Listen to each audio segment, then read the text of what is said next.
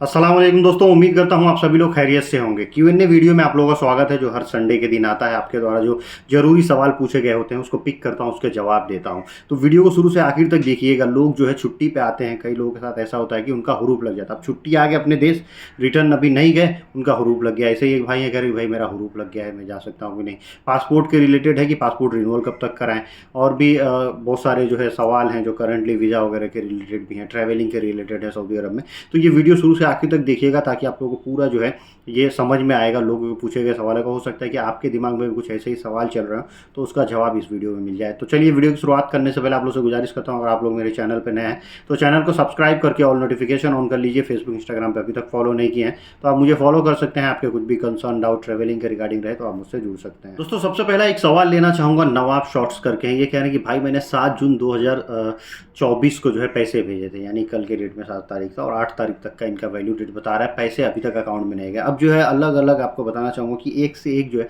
Apps वगैरह आ गए, तुरंत पैसे, इंस्टेंट पैसे जो है आपके इंडिया के अकाउंट में आ जाते हैं। आपके देश में जो भी अकाउंट रहता है उसमें आप तुरंत पैसे ट्रांसफ़र कर सकते हैं। फिर भी इन्होंने ट्रांसफ़र किया, जिक्र नहीं किया कि किससे इन्होंने ट्रांसफ़र किया। तो ये जो है पैसा अभी तक गया नहीं इंडिया के अकाउंट में, ये परेशान है। 8 तारीख तक का वैल्यू डेट था बता रहे हैं। तो इसमें जो है जहाँ से भी, जिस सोर्स से भी आपने इसको जो है ट्रांसफ़र किया है, अगर आपने जो है कहीं जाके ब्रांच वगैरह पे विजिट करके वहाँ से ट्रांसफ़र किया है, जैसे अलराजी बैंक वगैरह है, कोई भी बैंक है, या फिर वेस्टर्न यूनियन, जो भी रहे, आप वहाँ पे जाएँ और कांटेक्ट करें। उन लोगों को ट्रांजैक्शन आईडी भी शेयर करें, बताएं भाई ऐसे, वो आप लोगों को प्रॉपर इन्फॉर्मेशन देंगे। कई बार वो लोग इन्फॉर्मेशन देते हैं और बोलते हैं कि ये ट्रांजैक्शन आईडी लो और ये जो है आप अपने बैंक वाले को बताओ। आप अपने बैंक वाले को बताते हैं, बैंक कई लोकल एरिया में होते हैं, उनको इन्फॉर्मेशन नहीं हो पाती है। फिर भी अगर जब वो मैनेजर लेवल पे बात जाती है, वो लोग चेक कराते हैं सामने मेल वगैरह करके, मेन जो ये इंटरनेशनल ट्रांजेक्शन देखते हैं, तो वहाँ से उनकी टीम जो है उसकी इन्फॉर्मेशन देती है कि क्यों डिले हुआ है, क्यों जो है पेमेंट जो अभी तक नहीं आया है। तो ज़रूरी ये है कि आप जो है तुरंत जो है संपर्क करें जहाँ से, जिस सोर्स से भी आपने पैसे भेजे हैं उनसे। दूसरा सवाल लेना चाहूँगा, ये भाई कह रहे हैं कि वालेकुम सलाम भाई, पासपोर्ट कितने महीने पहले रिन्यूअल करा सकते हैं कि कितना महीना बचा हुआ है। मतलब ये पूछ रहे हैं कि भाई पासपोर्ट कब तक आप जो है रिन्यूअल करा सकते हैं, यानी 6 महीने की वैलिडिटी होती है। मतलब अगर है 6 महीना बचा हुआ है तो ये नॉर्मल सबको मालूम है, तब आप ट्रैवल कर सकते हैं। 6 महीने से ज़्यादा है तो, 6 महीने से कम हो गया तो रिन्यूअल कराना पड़ता है। अभी बोले कि उससे पहले भी कब तक, तो एक भाई ने जवाब दिया है कि 10 महीना अगर वैलिडिटी आपके पासपोर्ट की बची है तो आप जो है रिन्यूअल करा सकते हैं। तब आप एलिजिबल हो जाते हैं, आप रिन्यूअल करा सकते हैं। अगर आप जो है 6 महीना से कम हो जाता है तो आप जो है ट्रैवल ही नहीं कर पाएंगे बिना रिन्यूअल कराए। तो ये आप चीज़ ध्यान में रखिएगा। अगर आप जो है 10 महीने की वैलिडिटी है तो आप जो है विदेश जहाँ जा रहे हैं वहाँ चले जाइए, वहाँ पे रिन्यूअल आसानी से हो जाता है। नहीं तो अपने वहाँ भी आप रिन्यूअल करा के ही जा सकते हैं। एक भाई का सवाल है कि सऊदी अरब जाने के लिए कितना एज होना चाहिए। तो सबको मालूम है सऊदी अरब जाने के लिए एज की कोई ज़रूरत नहीं है। हाँ, वर्क वीज़ा पे एज की ज़रूरत पड़ती है। अगर आप काम करने के लिए सऊदी अरब जाना चाहते हैं तो आपकी एज जो है 21 साल होनी चाहिए। वैसे आप हज, उम्रा या विजिट पे जाना चाह रहे हैं वहाँ पे तो कोई एज की बाउंडेशन नहीं है, लेकिन काम करने के लिए एम्प्लॉयमेंट वर्क वीज़ा पे अगर सऊदी अरब जाना चाहते हैं तो 21 साल कम से कम एज आपकी पूरी होनी चाहिए। एक अगला सवाल भाई का लेना चाहूँगा, भाई छुट्टी आने पर वापस नहीं जाते हैं तो कंपनी हुरूप लगा देती है क्या? अगर ऐसे लगा दिया होगा तो हम सऊदी अरब कब जा सकते हैं, कब आ सकते हैं? तो देखिए, कई बार ऐसा होता है कि आप जो है छुट्टी आएँ और छुट्टी आके नहीं गए। जब अपना स्टेटस चेक करते हैं ऑनलाइन तो उस पे दिखाता है एब्सेंट फ्रॉम वर्क, यानी हुरूप दिखाता है। तो लोग कहते हैं यार मैं तो यहाँ पे हूँ, इंडिया में हूँ, और छुट्टी आ गया तो कैसे हुरूप लगेगा। एक कॉमन सेंस वाली एक बात आप देखिए, ये तो कन्फ्यूजन क्रिएट करने वाली बात हो गई। और जो कॉमन सेंस वाली बात ये है कि गवर्नमेंट का जो रूल है, अगर आप फाइनल एग्जिट या छुट्टी सऊदी अरब से चले जाते हैं, उसके बाद से आपका कफ़ील ऑथराइज़ नहीं होता है कि वो आपके ऊपर हुरूप लगा दे या आपके ऊपर कोई केस मुकदमा कर दे। नहीं कर पाएगा, वो चीज़ नहीं होती। आपका वहाँ पे होना ज़रूरी है हुरूप लगाने के लिए। आप छुट्टी आ गए तो कई लोगों के साथ ऐसा सीन होता है, मैंने कई सारी वीडियो में बताया हूँ, मेरा पर्सनली खुद ऐसा ही हुआ था। तो इससे ये कोई बड़ी बात नहीं है। ये एक समझिए टेक्निकल ग्लिच हो सकता है, या फिर आप किसी वीज़ा पे गए होंगे स्टार्टिंग में, फिर उस वीज़ा से वो आपका स्पॉन्सर जो होगा बुला के आपका ट्रांसफ़र अपने कंपनी में लिया होगा। इस केस में लोगों का ज़्यादातर जो है एब्सेंट फ्रॉम वर्क दिखा देता है। तो वैसे कोई इशू नहीं है, आप सऊदी अरब जा सकते हैं दोबारा नए वीज़ा पे, आपका छुट्टी अगर एक्सपायर हो गया। एक भाई का सवाल है, भाई साहब गुड मॉर्निंग, गम का मेडिकल अनफिट हुआ है तो फिर दोबारा मेडिकल कितने दिन बाद कर सकते हैं? देखिए, गम का मेडिकल की वैलिडिटी पहले 3 महीने होती थी, तो 3 महीने बाद जो है दूसरा गम का निकलता था, आप मेडिकल कर सकते थे, एक बार अनफिट ऑनलाइन हो गया तो। अब वैसे ही अब 2 महीना हो गया है, तो अब जो है आपकी का ऑनलाइन जो है, अगर डॉक्टर ने मार दिया है अनफिट ऑनलाइन दिखा रहा है तो वो 2 महीना तक दिखाएगा, और 2 महीने के बाद आप गम का निकाल लेंगे। जब आप गम का निकालेंगे और आपका दोबारा जब मेडिकल होने के लिए जाएगा तो वो स्टेटस हट जाएगा, फिर नया वाला स्टेटस जो होगा वो चढ़ेगा।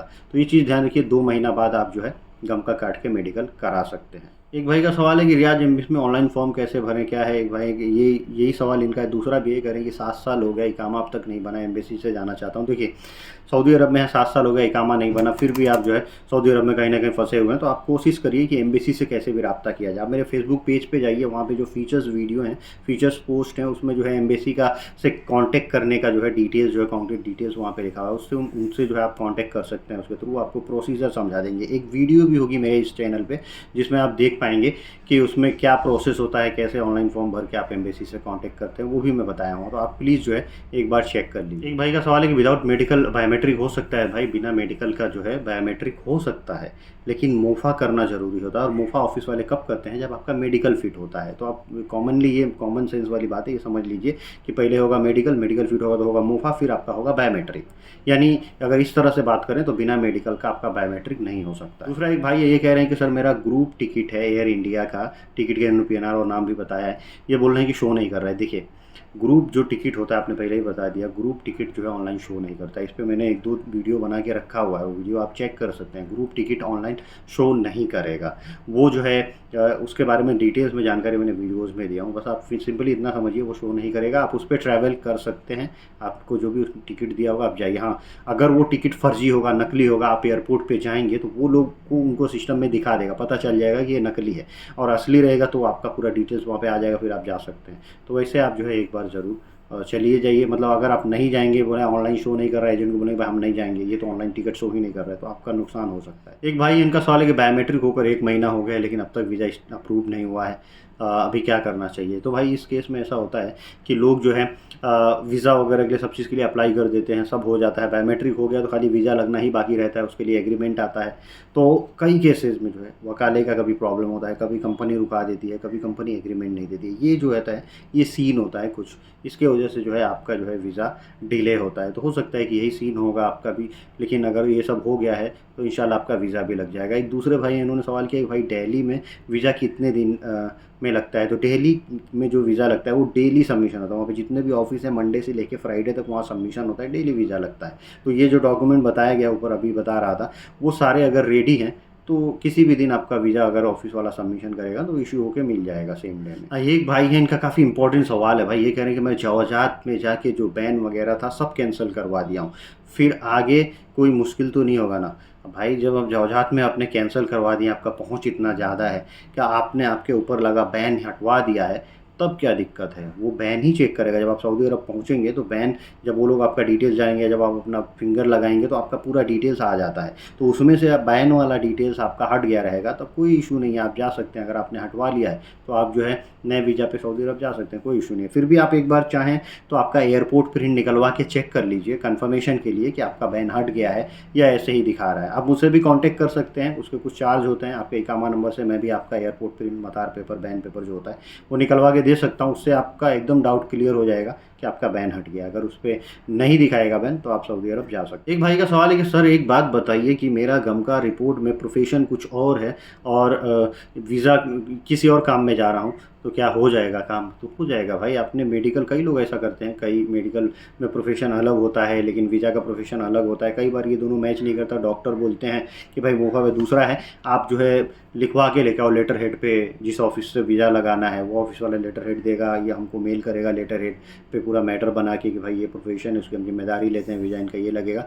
तब वो जो मेडिकल सेंटर वाले होते हैं वो ऑथराइज होते हैं, वो प्रोफेशन जो है चेंज कर देते हैं, प्रोफेशन चेंज करके दूसरे प्रोफेशन पे आपका मेडिकल इशू कर देते हैं।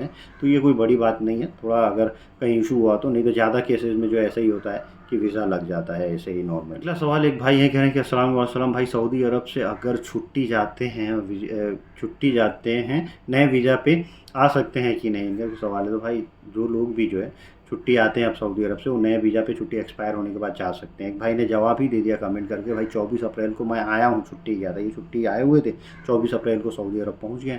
तो आप समझ सकते हैं कि जिनकी छुट्टी एक्सपायर हो जाती है वो सऊदी अरब नए वीज़ा पे जा सकते हैं। एक भाई का और काफ़ी इंपॉर्टेंट सवाल ये कह रहे हैं कि मेरा लेफ्ट हैंड में लिटिल फिंगर, यानी हो सकता है इसकी बात कर रहे हैं, छोटी वाली जो उंगली होती है वो कटी हुई है, इनका फिर भी बायोमेट्रिक वगैरह एग्जाम्प्ट करके हो गया है, तो क्या वीज़ा लगाने में कोई दिक्कत होगा? भाई वीज़ा लगाने में कोई दिक्कत नहीं होगा। अगर आपका बायोमेट्रिक हो गया, ये उंगली कई लोगों की कटी रहती है, कोई दिक्कत नहीं होता है उससे, आपका सब चीज़ हो गया है तो आपका जो है वीज़ा वगैरह भी लग जाएगा, आप कोई दिक्कत नहीं आएगी इंशाल्लाह। और आपका जब वीज़ा लग जाए तो ज़रूर कमेंट करके बताइएगा अगर आप ये वीडियो देख रहे हैं तो। मिलते हैं ऐसे कुछ अगली वीडियो में, इसको करते हैं यहीं समाप्त। Thank you guys, thank you for watching.